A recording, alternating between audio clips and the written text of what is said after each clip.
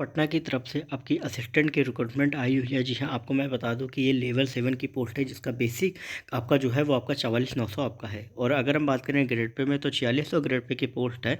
और यहाँ पे अगर हम बात करें तो आपकी सैलरी जो है वो कहीं ना कहीं आपकी 70,000 के ऊपर जो है वो आप सभी की सैलरी आप सभी की रहने वाली है। ठीक है, तो ओवरऑल यहाँ पे जो आपके अपॉइंटमेंट प्रमोशन से रिलेटेड है वो आपके ऑफिसर एंड स्टाफ रूल 2021 के जो भी अमेंडमेंट आपके टाइम टू टाइम रहते हैं उसी के अकॉर्डिंगली आपके रहते हैं। तो यहाँ पर आपका जो फॉर्म है वो 6 फरवरी से 7 मार्च के बीच में अप्लाई कर सकते हैं। आपकी टेंटेटिव डेट आपकी जो है प्रीलिम्स की वो आपकी 30 अप्रैल आप सभी की रखी गई है। अब यहाँ पे एक चीज़ ध्यान रखना कि अगर इस डेट में एग्ज़ाम आपका हो जाता है, क्योंकि ये डेट अभी टेंटेटिव डेट है, तो आपके जो एडमिट कार्ड है अगर इस डेट में एग्ज़ाम रहता है वो आपके 22 अप्रैल को हाईकोर्ट ऑफ पटना की वेबसाइट में आप सभी के अपलोड कर दिए जाएंगे। तो जैसे ही आपका एडमिट कार्ड आएंगे आपको बता दिया जाएगा।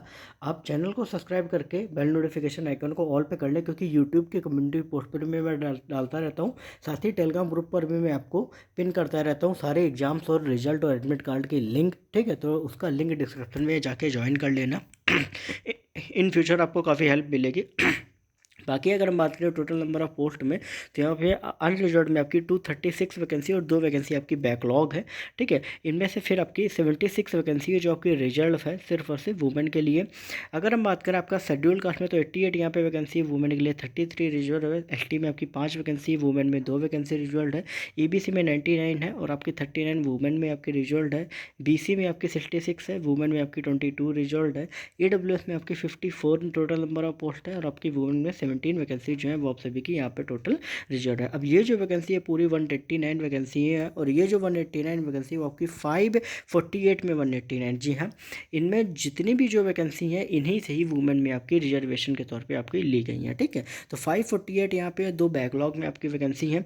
अब यहाँ पे एक चीज़ और ध्यान रखिए कि 22 वैकेंसी जो है वो आपकी OH candidate, orthopaedically handicap candidates के लिए आप सभी की रखी गई। अब यहाँ पे कुछ एलिजिबिलिटी क्राइटेरिया दिए गए, जैसे आपका 1 वाइफ होनी चाहिए, करेक्टर आपका अच्छा होना चाहिए। ठीक है, क्योंकि आप हाई कोर्ट में अपॉइंट होने जा रहे हो। फिजिकल फिटनेस आपका कुछ भी यहाँ पे नहीं रहेगा। लेकिन अगर हम बात करें एज लिमिट की, तो एज लिमिट आपकी 1 जनवरी 2023 से कंसीडर किए जाएगी और 18 ईयर्स तो आपकी मिनिमम है।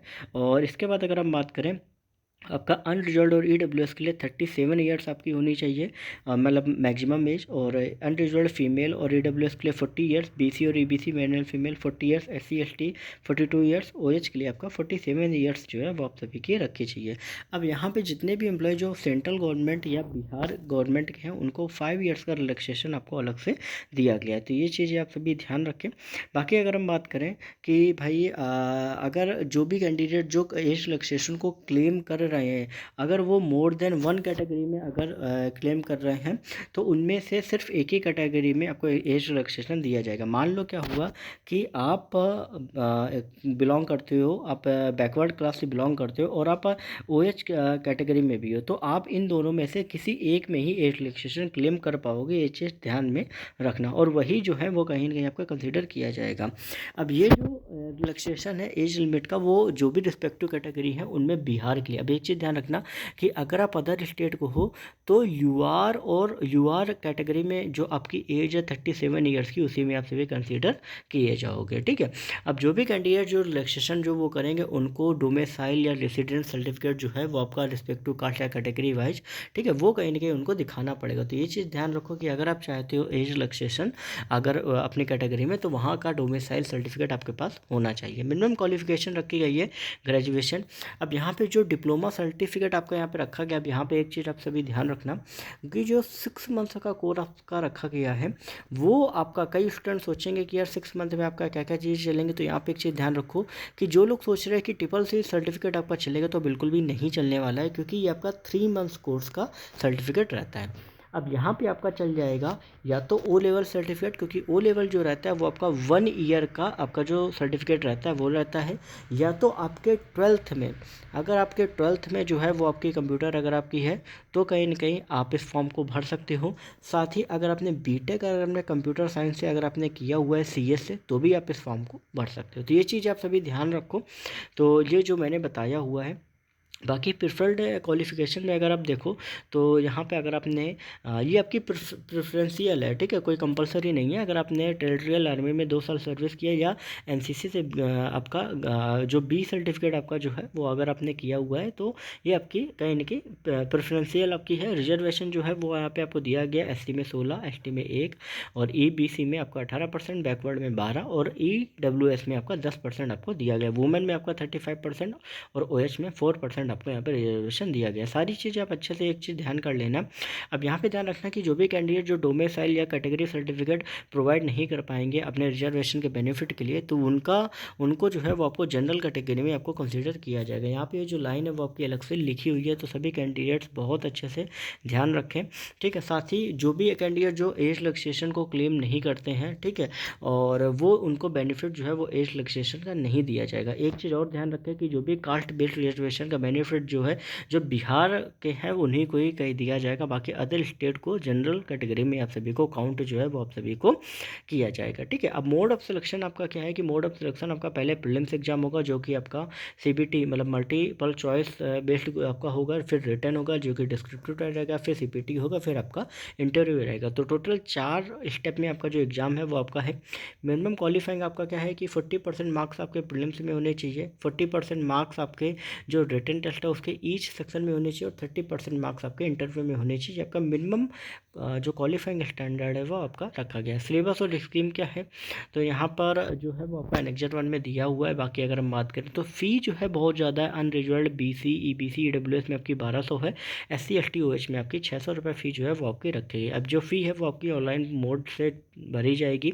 सेंटर ऑफ एग्जामिनेशन जो है वो आपको एप्लीकेशन फॉर्म जहाँ पे आप चाहते हो वहाँ कर सकते हो। बाकी इस एग्जामिनेशन सेंटर की एनेक्जर 2 में दी हुई है। अब एक चीज़ ध्यान रखो कि सेंटर्स जो है वो आप 3 सिटी में ऑर्डर ऑफ प्रेफरेंस के हिसाब से आप सभी भर पाओगे, उसी हिसाब से आपको जो एडमिट कार्ड है वो आप सभी को उसी जगह आपका सेंटर डाला जाएगा, ठीक है। अब एक चीज़ ध्यान रखना कि किसी भी सेंटर या सिटी को जो हाईकोर्ट है वो कहीं ना कहीं कैंसिल करने का पूरा उसका हक है, ठीक है। प्रोसीजर आपका जो होगा वो आपका क्या है कि जितने भी एडवर्टीजमेंट है वो आपकी वैकेंसी का वो आपका टेंटेटिव है, जो अगर आप ये चाहे तो वापस भी ले सकते हैं, ठीक है। बाकी इसके बाद जो भी चेंज स्कीम ऑफ एग्जामिनेशन या प्रोसेसन प्रोसीजर में है वो कहीं ना कहीं ये पूरा कर सकते हैं, ठीक है। अब यहाँ पे एक चीज़ ध्यान रखना कि किसी भी कैंडिडेट को मिनिमम क्वालिफाइंग मार्क्स जो है वो आप सभी को स्कोर करने अगर आप चाहते हो कि रिटन टेस्ट में आप फाइनली शॉर्टलिस्ट जो है वो आप सभी हो। अब एक चीज़ सभी ध्यान रखना कि जो भी मार्क्स आपको मिलेंगे उसी के हिसाब से आपका रिटन और इंटरव्यू में आपको उसी हिसाब से सिलेक्शन किया जाएगा और फिर एक सेलेक्ट लिस्ट जो है वो प्रिपेयर की जाएगी, वेटिंग लिस्ट जो है वो प्रिपेयर की जाएगी, ठीक है। तो ये सारी चीज़ें दी गई, नीचे आपको जनरल इंस्ट्रक्शंस आपको दिए गए हैं, ठीक है। फिर इसके बाद अगर हम आ जाएंगे तो यहाँ पर नीचे आपको बहुत सारी चीज़ें आपको दे दी, आपके खिलाफ एफआईआर हुई हो ये वो, आरटी एक्ट वगैरह बहुत सारी चीज़ें दी जाएंगी। लेकिन अगर हम बात कर ले स्कीम ऑफ एग्जामिनेशन की तो यहाँ पे आपका जो प्रीलिम्स जो आपका होगा वो उसमें आपके टोटल 5 सब्जेक्ट आएंगे जो कि general awareness, reasoning and can't, English, Hindi और कंप्यूटर अवेयरनेस। टोटल 25 के आपके 3 सब्जेक्ट होंगे ऊपर के, बाकी एक 15 10 का टोटल 100 मार्क्स का पेपर होगा। मिनिमम क्वालिफाइंग आपको 40 होनी चाहिए, 2 घंटे का पेपर आपका रहने वाला है, ठीक है। फिर आपका रिटन टेस्ट रहेगा जिसमें आपकी 60 नंबर का डिस्क्रिप्टिव में इंग्लिश इंग्लिश लिखने को आएगी, ठीक है, डिस्क्रिप्टिव में आपका, और हिंदी आपकी 40 मार्क्स की आपकी आएगी। ये आपका 100 मार्क्स का रहेगा। यहाँ पे आपका 24 मिनिमम क्वालिफाइंग, यहाँ 16 है, ओवरऑल यहाँ पे भी 40 है। 3 घंटे के पूरा पेपर रहेगा क्योंकि ये रिटर्न पेपर है। इंटरव्यू आपका 10 मार्क्स का है, 3 नंबर आपके क्वालिफाइंग होंगे और ओवरऑल अगर हम बात करें तो आपका जो पूरा पेपर है वो आपका 210 मार्क्स का आपका यहाँ पे आप सभी को रखा जाएगा, ठीक है। अब यहाँ पे जो है ये आपका अलग अलग टाइम से आपकी जो क्वालिफाइंग है वो है और टोटल में आपका जो क्वालिफाइंग है वो कुछ भी आपका नहीं रखा गया है, ठीक है। जैसे ही आप का क्या नाम है पहले पेपर में शॉर्टलिस्ट किए जाओगे उसके बाद नेक्स्ट स्टेज के लिए आप आओगे, ठीक है। तो आपका यहाँ पे जो नेगेटिव मार्किंग है वो आपका बिल्कुल भी प्रीलिम्स में नहीं रखी गई है और यहाँ पर जो 10 टाइम कैंडिडेट्स हैं वो कहीं ना कहीं आपके शॉर्टलिस्ट किए जाएंगे फाइनली आपके डिस्क्रिप्टिव टेस्ट के लिए। अब यहाँ पे सिलेबस क्या है, जनरल अवेयरनेस में आपको दिया गया है कि क्या क्या चीज़ें आपको यहाँ पे दी गई हैं। जैसे इंडिया हो गया, उनकी नेबरिंग कंट्री, इकॉनमी हो गया, जनरल पॉलिसी, साइंटिफिक रिसर्च हो गया, फिर current affair book and author, sports हो गया, स्कीम इंपॉर्टेंट एज हो गया, ठीक है। फिर उसके बाद क्या है आपका अवेयरनेस हो गया जनरल साइंस और इन्वायरमेंट पे, ठीक है। और बिहार से रिलेटेड जो भी हिस्ट्री, कल्चर, जोग्राफी से रिलेटेड है वो सारे क्वेश्चन आपके आएंगे।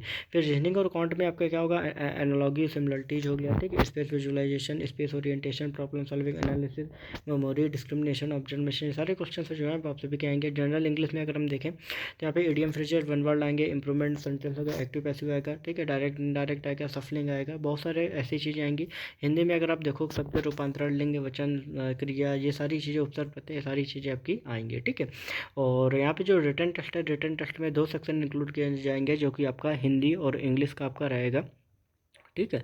तो यहाँ पे क्या है कि यहाँ पर जो फाइनली आपको वो उसमें आपको ऐसे और प्रिसाइज वगैरह आपको दिए जाएंगे जो कि आपको वहाँ पर लिखने होंगे। 3 घंटे का जो पेपर है वो आपका है। अब यहाँ पे जो रिटन टेस्ट है वहाँ पे आपको दिया गया है कि रिटन टेस्ट में आपका जो है वो आपका प्रिसाइज राइटिंग आपको दिया गया है, comprehension, letter writing, grammar, idiom phrases, सारी चीज़ें आपकी आएंगी, ठीक है। और फिर आपका जो है जनरल हिंदी में है, ये आपका क्या होगा, हिंदी करेक्टली प्रिसाइज वगैरह आएंगी, फ्रेजेज आएगी, इंडियन फ्रेजेज आएंगी, ये सारी चीज़ें जो है आपकी हिंदी में पूछी जाएंगी। अब कंप्यूटर प्रोफिशिएंसी टेस्ट जो आपका रहेगा वो आपका क्या होगा, वर्ड प्रोसेसिंग टेस्ट रहेगा एमएस वर्ड में, और एमएस एक्सेल में स्प्रेडशीट में आपको टेस्ट जो है वो आपका रहेगा। अब इंटरव्यू में क्या होगा कि जो भी इंटरनेट की बेसिक यूजेज होती हैं वो कहीं ना कहीं आपकी पूछी जाएंगी, क्योंकि आजकल जो आपका यूज है वो आपका इंटरनेट का बहुत ज़्यादा है। अब ये एनेक्जल टू आपका दिया गया यहाँ पे जो आपकी सिटी है जहाँ पे आप 3 एग्जाम सेंटर जो है वो आप चूज कर सकते हो, ये देख लेना। टोटल जो फिट सिटी हैं वो आपकी 15 दी गई हैं।